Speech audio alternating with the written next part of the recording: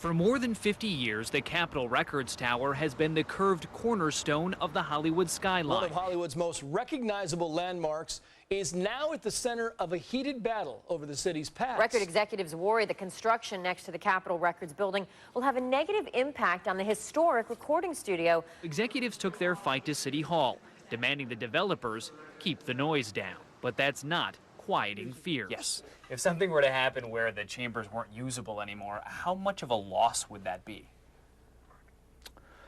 Oh, God, it would be heartbreaking. The project is 6230 Yucca. It's a mixed-use project right next to Capitol Records. We knew early on that this was going to be a very public project.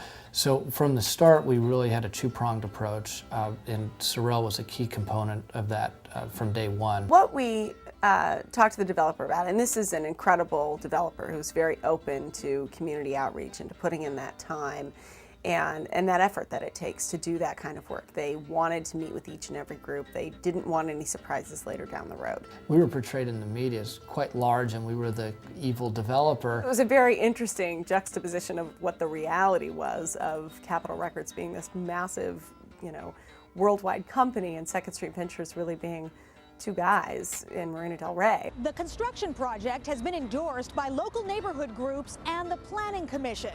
Now, the folks at Capitol Records have one last chance to keep the music playing at a final hearing before the LA City Council this week.